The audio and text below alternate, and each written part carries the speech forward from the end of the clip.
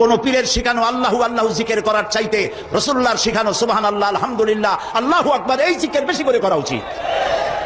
সুতরাং আমি পীর বিরোধী নই।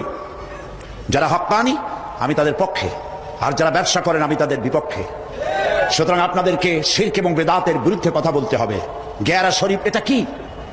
ইয়া আব্দুল কাদের জিলানী সাইয়্যান লিল্লাহ নাউযুবিল্লাহ মিন যালিক, এই সমস্ত পড়া হচ্ছে।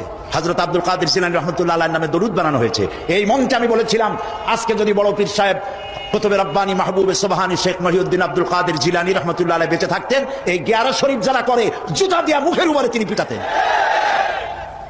সুতরাং বেদাতকে ছেড়ে দিতে হবে, বেদাতের বিরুদ্ধে বজ্রকণ্ঠ হয়ে জীবন দিয়ে কথা বলতে হবে। তাওহীদের পক্ষে কথা বলুন, শিরকের বিরুদ্ধে আর বেদাতের বিরুদ্ধে কথা বলুন। সেই সাথে আমি 5টি কথা বলতে চাই যা আপনারা করবেন। আপনারা জানেন, জানা কথাগুলি স্মরণ করিয়ে দিই। তাওহীদ প্রতিষ্ঠার পক্ষে কথা বলুন, শিরকের বিরুদ্ধে বেদাতের বিরুদ্ধে কথা বলুন, এবং নারীর অধিকারের কথা বলুন। কারণ আজকে বলা হয় ইসলাম নারীকে পর্দার মধ্যে ঢুকাইয়া তাদেরকে অধিকার থেকে বঞ্চিত করেছে। না, পৃথিবীতে ইসলাম নারীকে যে অধিকার দিয়েছে এই অধিকার পৃথিবীতে কেউ দিতে পারে নাই। পাশ্চাত্য নারীকে পুরুষ বানাইয়া নারীর অধিকার দিয়েছে, আর ইসলাম নারীকে নারীর মর্যাদায় রেখে পুরুষের সমান অধিকার দিয়েছে। আমি সে কথা আগামীকাল রাত্রে বলবো এখানে ইনশাআল্লাহ। সুতরাং নারীর অধিকারের কথা বলুন, অমুসলিম নাগরিকদের অধিকারের কথা বলুন। ইসলাম যে অমুসলিম নাগরিকদের ব্যাপারে কথা বলেছে, সাম্প্রদায়িক সম্প্রীতির কথা বলেছে, সে কথাগুলিও আপনারা বলুন।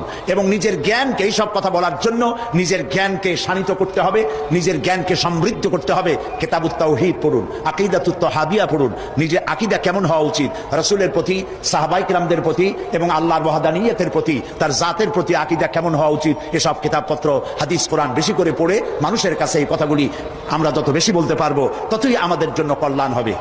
হযরত উলামায়ে কেরাম, যেহেতু নামাজের ওয়াক্ত সামনে, আমি আর কথা বলতে চাই না। যেহেতু আরো দুজন মুরব্বী, আমাদের মুরব্বী, তারা সহি রাহনুমাই করেন জাতির, তারা কথা বলবেন।